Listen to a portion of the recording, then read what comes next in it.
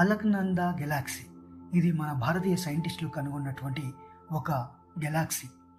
ఈ గెలాక్సీని ప్రత్యేకం చేస్తున్నటువంటి 3 అంశాలు చూద్దాం. నెంబర్ 1, అత్యంత యువ గెలాక్సీ. బిగ్ బ్యాంగ్ తర్వాత కొద్ది కాలంలోనే రూపుదిద్దుకుంది కాబట్టి బిగ్ బ్యాంగ్ తర్వాత ఏర్పడినటువంటి యువ గెలాక్సీ అని అంటున్నారు. రెండవది, తీవ్ర నక్షత్ర నిర్మాణ రేటు. ఇందులో నక్షత్రాలు అత్యంత వేగంగా ఏర్పడుతున్నాయి. ఇక మూడవది, కాంపాక్ట్ స్ట్రక్చర్. మన మిల్కీవే కన్నా చాలా చిన్నదైనప్పటికీ దీనిలో నక్షత్రాల సంఖ్య పెద్దగానే ఉంది. మన మిల్కీవే కన్నా 10 రెట్లు చిన్నది, కానీ నక్షత్రాల నిర్మాణ వేగం మాత్రం 20 రెట్లు పెద్దగా ఉంది. ఇది ఒక స్టెల్లర్ బర్డ్ గెలాక్సీ అంటున్నారు. అంటే కొత్త నక్షత్రాల పుట్టుక గరిష్ట స్థాయిలో జరుగుతున్న గెలాక్సీ అని అర్థం.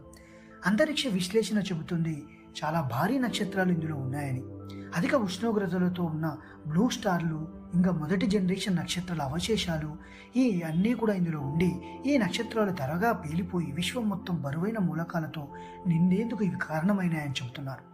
అలక్నందా గెలాక్సీ ద్వారా సైంటిస్టులు తెలుసుకున్న కొత్త విషయాలు ఇంకా తోలు గెలాక్సీలు అద్భుత వేగంతో ఎదిగాయని, విశ్వ నిర్మాణం ఊహించిన దానికంటే ఫాస్ట్గా జరిగిందని, గెలాక్సీలు ఏర్పడడానికి డార్క్ మ్యాటర్ పాత్ర కీలకమని, ఇప్పటి వరకు ఉన్నటువంటి వాటిని ఇది నిజం చేసిందని చెప్తున్నారు.